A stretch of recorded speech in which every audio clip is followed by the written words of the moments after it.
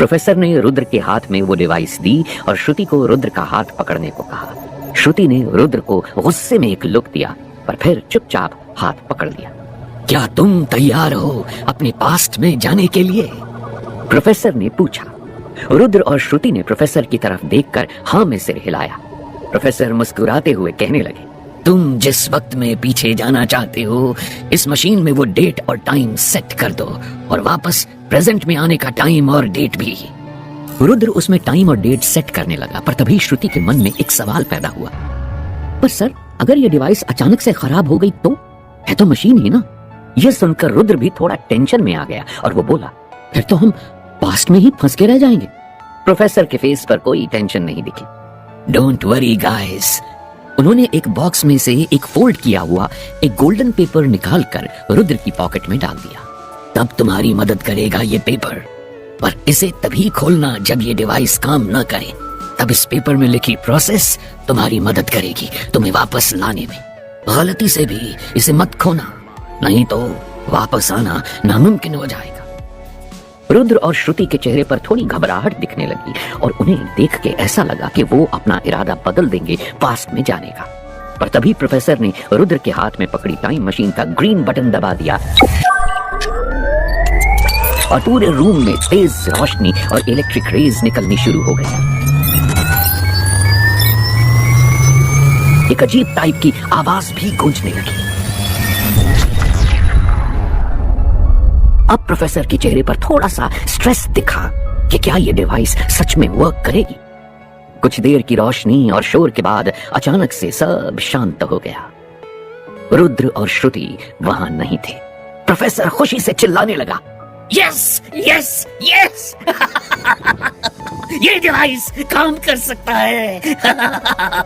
हम पास्ट में जा सकते हैं। Yes yes.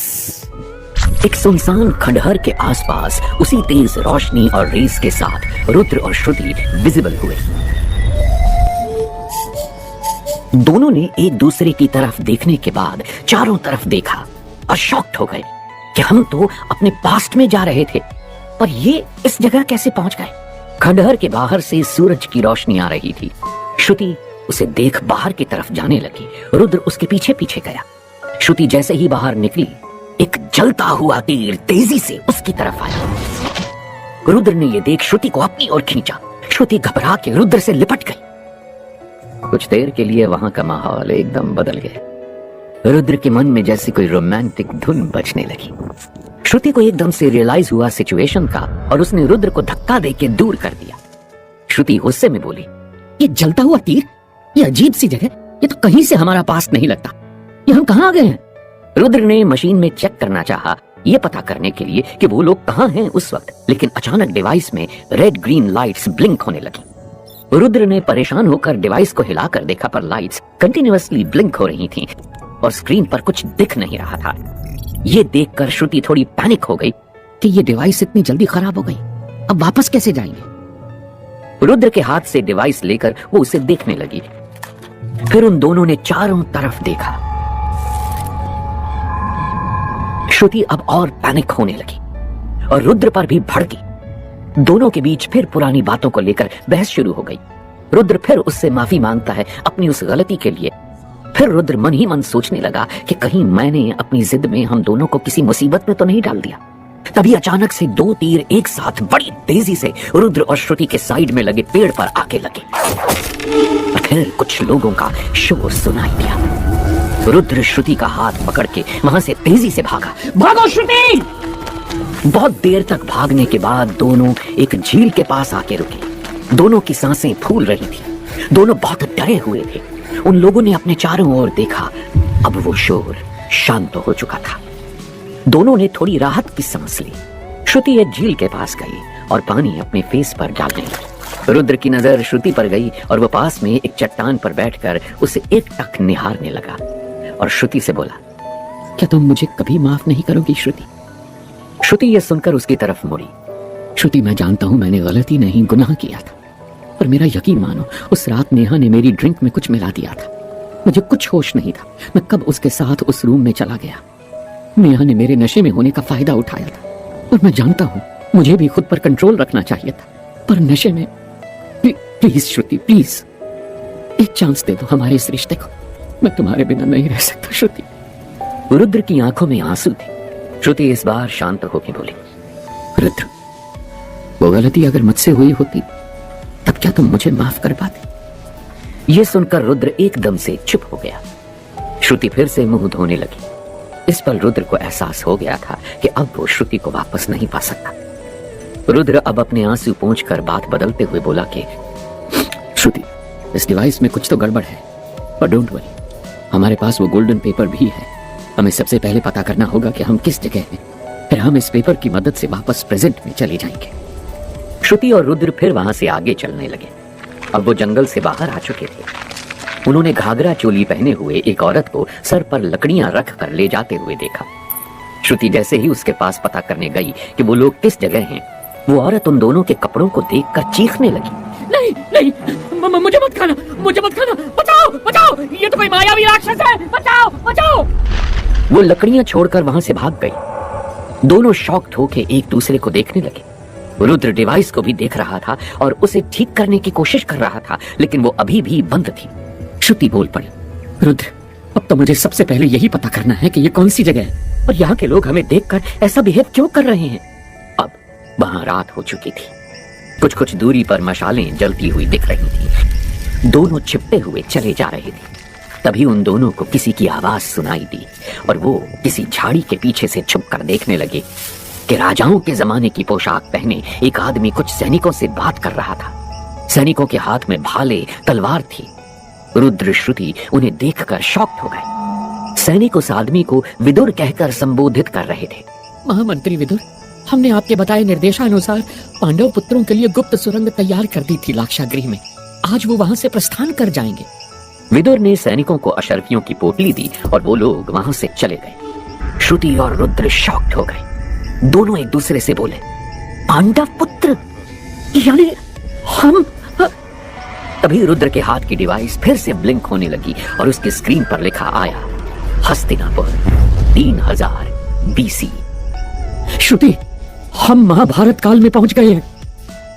श्रुति कुछ बोलती तभी थोड़ी दूर से उन्हें तेज आग की लपटें दिखाई देने लगी। दोनों उस दिशा में आगे बढ़े और उन्हें एक महल जलता हुआ दिखा। रुद्र को महाभारत के बारे में काफी नॉलेज थी। वो उस महल को देखते ही बोला, ये तो लाक्षागृह है श्रुति। दुर्योधन ने पांडवों को जलाकर मारने का प्लान बनाया था इस महल में, और विदुर ने उनको बचाने का। श्रुति रुद्र की बातें सुनकर उससे कुछ पूछने की कोशिश कर रही थी कि तभी उन दोनों को रथ और घोड़ों की आवाज सुनाई दी। रुद्र और श्रुति जल्दी से झाड़ियों के पीछे छिप गए। दुर्योधन अपने सारथी और कुछ सैनिकों के साथ रथ में वहां आया था और लाक्षागृह को जलता हुआ देख बहुत भारी आवाज में जोर जोर से हंसने लगा।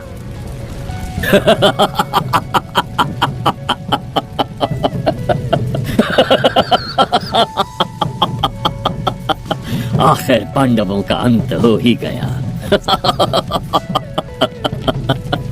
आखिर मैं विजयी हुआ। बिना युद्ध के ही मैंने आज पांडवों को मृत्यु शैया पर भेज दिया। अच्छा होता यदि यह कार्य मैं स्वयं करता और उन धूर्त पांडवों की चीख पुकार का आनंद अपने कर्णों को देता।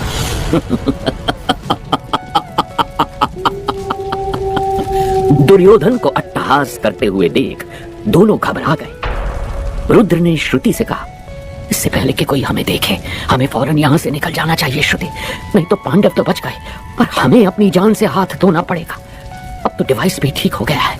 मेरा हाथ पकड़ो श्रुति, मैं ग्रीन बटन दबाता हूँ वापस जाने के लिए। लेकिन तभी वहां एक भाला आके रुद्र के हाथ पर टकराया और रुद्र के हाथ से वो डिवाइस छूटकर आग की तरफ जा गिरे। श्रुति और रुद्र ने घबरा के सामने देखा। दुर्योधन और सैनिक खड़े हुए थे। एक सैनिक ने जाके वो डिवाइस उठा ली, बाकी सैनिकों ने उन दोनों को पकड़ लिया। रुद्र और श्रुति खुद को छुड़ाने के लिए स्ट्रगल करने लगे। छोड़ो छोड़ो हमें, छोड़ो छोड़ो। खूब कोशिश की पर खुद को वो छुड़ा नहीं पाया। तभी दुर्योधन की नजर खूबसूरत श्रुति की आंखों पर गई और वो उसे देखते ही उस पर मोहित हो गया। ओ सुंदर मनमोहक नारी, किस नगरी से आई है आप? आप बहुत ही आकर्षक हैं। हमें प्रेम हो गया है आपसे पहली ही झलक में। आपको तो हमारे महल की शोभा बढ़ानी चाहिए। ये कहकर दुर्योधन श्रुति का हाथ पकड़कर उसे जबरदस्ती रथ पर बैठाने लगा और जोर से हंसने लगा। रुद्र दुर्योधन पर भड़का और श्रुति की तरफ बढ़ा, लेकिन सैनिकों ने उसे मारना शुरू कर दिया। श्रुति रोते हुए चिल्लाई, रुद्र बचाओ मुझे, मुझे बचाओ, हे दुर्योधन छोड़ो मुझे, रुद्र बचाओ, रुद्र बचाओ। पर रुद्र चाहकर भी कुछ नहीं कर पा रहा था। सैनिकों के साथ लड़ते हुए उसे धक्का लगा और उसका सिर एक चट्टान पर जा टकराया। श्रुति को लेकर दुर्योधन रथ से आगे बढ़ा। छोड़ दो मेरी श्रुति को, छोड़ दो, छोड़।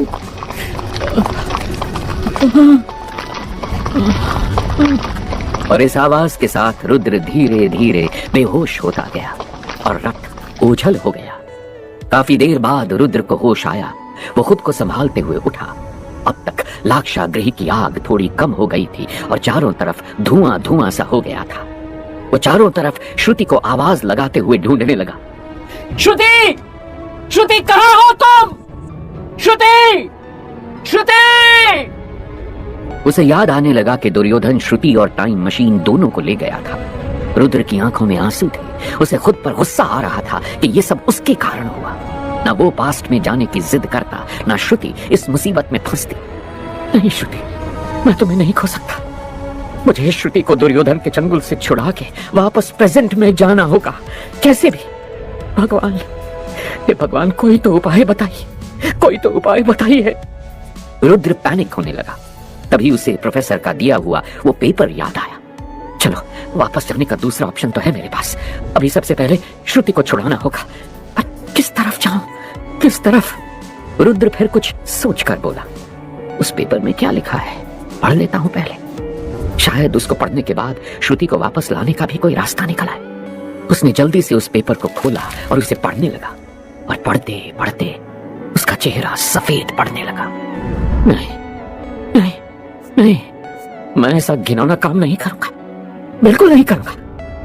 प्रोफेसर, तुमने इसके बारे में पहले क्यों नहीं बताया? आखिर क्या लिखा था उस पेपर में जिसे पढ़कर रुद्र इतना चौंक गया और चिल्लाने लगा? रुद्र ने अपने आंसू पोंछते हुए अपना गुस्सा शांत किया। अपने आप को संभालते हुए वो बोला, वापस जा पाए या ना जा पाए, अभी मुझे सबसे पहले श्रुति को बचाना होगा। पर कैसे कैसे? कुछ देर सोच के रुद्र को एक आइडिया आया। क्यों ना मैं पांडव पुत्रों से मदद मांगूं श्रुति को बचाने के लिए। उसकी नजर लाक्षागृह की तरफ गई। उसे याद आया कि पांडव लाक्षागृह के अंदर बनी सुरंग के जरिए बच के बाहर निकले थे। मैं भी सुरंग से उनके पीछे जाता हूँ। जैसे ही वो मुझे मिलेंगे, मैं उनसे रिक्वेस्ट करूंगा कि वो मेरी मदद करें। वो तेजी से उस सुरंग को खोजने के लिए लाक्षागृह की तरफ दौड़ा और थोड़ी देर दौड़ने के बाद उसे सुरंग मिल गई। आग से बचते हुए रुद्र ने सुरंग में एंटर किया। सुरंग से निकलते निकलते रात से दिन हो गया था। रुद्र जैसे ही उस सुरंग से बाहर निकला, एक गदा आके उसकी पीठ पर लगा।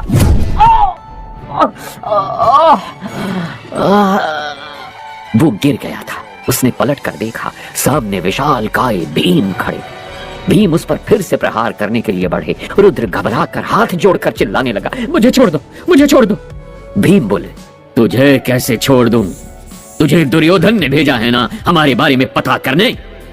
भीम ने गदा फेंक कर रुद्र को उठा के उसकी गर्दन पकड़ ली। तू जरूर कोई मायावी राक्षस है ना, तभी इस भेष में आया है। रुद्र लगातार चिल्लाए जा रहा था। नहीं, आप मुझे गलत समझ रहे हैं। भीम ब्रदर, मुझे मत मारिए, प्लीज मुझे छोड़ दीजिए। तभी वहां युधिष्ठिर की आवाज गूंजी, रुक जाओ भीम। कोई भी निर्णय लेने के पूर्व हमें लगता है कि एक बार इस बालक की बात सुन लेनी चाहिए। कौन हो तुम अजीब प्राणी? रुद्र ने फौरन अपने बारे में बताना शुरू कर दिया। मेरा नाम रुद्र शर्मा है। मैं दुर्योधन का साथी नहीं हूँ। मेरा यकीन कीजिए, मैं 21वीं सेंचुरी से, मेरा मतलब है कि 21वीं शताब्दी से यहाँ पर आया हूँ एक यंत्र की मदद से, जिससे भविष्य से भूतकाल में जाया जा सकता है। मैं मानता हूँ कि यह करना बहुत गलत था। मेरे साथ मेरी दोस्त श्रुति भी आई थी, जिसे वो धूर्त दुष्ट दुर्योधन जबरदस्ती अपने साथ ले गया। युधिष्ठिर ने भीम से उसे छोड़ने के लिए कहा। भीम काफी गुस्से में थे। वो बोले, नहीं भ्राताश्री, आप इस मायावी की बातों में न आए।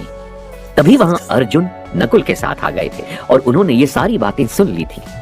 भीम जैसे ही रुद्र की गर्दन तोड़ने वाले थे, अर्जुन ने उसे रोकते हुए कहा, ठहरो भ्राताश्री भीम, हमें इस मनुष्य के वचन सुनकर ऐसा प्रतीत होता है कि ये सत्य बोल रहा है।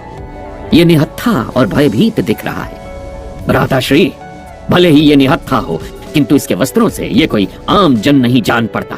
ये तो अवश्य ही कोई गुप्तचर होगा जो पता लगाने आया होगा कि हम मृत्यु लोक पहुंचे या नहीं। यदि इसे जीवित छोड़ा तो ये दुर्योधन को अवश्य सूचित करेगा। नहीं, मैं कोई गुप्तचर नहीं हूं। मैं तो आप लोगों से सहायता मांगने आया था। आप लोगों से विनती है मेरी, श्रुति को दुर्योधन के चंगुल से छुड़ाने में मेरी मदद करें, मेरी मदद करें। रुद्र हाथ जोड़ के रोने लगा। पुत्र भीम, ये बालक सत्य बोल रहा है, छोड़ दो इसे। माता कुंती की आवाज गूंजी। माता कुंती सहदेव के साथ वहां आकर बोली, घबराओ नहीं मनुष्य, मेरे पुत्र तुम्हारी सहायता अवश्य करेंगे। भीम ने रुद्र को छोड़ दिया। सभी पांडव हाथ जोड़कर उन्हें प्रणाम करने लगे। रुद्र ने भी हाथ जोड़कर उनका धन्यवाद किया। अर्जुन बोले, माता कुंती, दुर्योधन ने उस स्त्री का अपमान करके बहुत बड़ा पाप किया है। उस स्त्री के सम्मान को ठेस पहुंचाने का बदला लेंगे हम सभी भाई। क्यों भ्राता भीम? हाँ, में सिर हिलाते हुए रुद्र से कहा, हे अतरंगी मनुष्य, हम तुम्हारी सहायता अवश्य करेंगे, तुम्हारी मित्र को दुर्योधन के महल से छुड़ाने में। रुद्र ने हाथ जोड़ा और मन में सोचने लगा कि श्रुति, अब तुम जल्द ही मेरे पास आ जाओगी।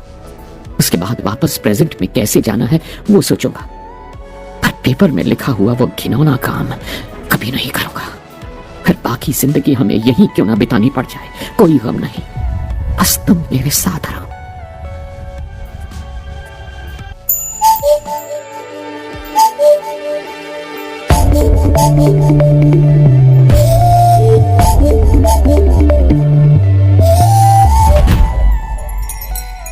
क्या रुद्र और श्रुति अपने टाइम में वापस आ पाए या हमेशा के लिए वहीं पे फंस कर रह गए? आगे की कहानी पूरी जानने के लिए चैनल को सब्सक्राइब करें और बेल आइकन दबाएं। कमेंट करें आगे की कहानी सुनने के लिए।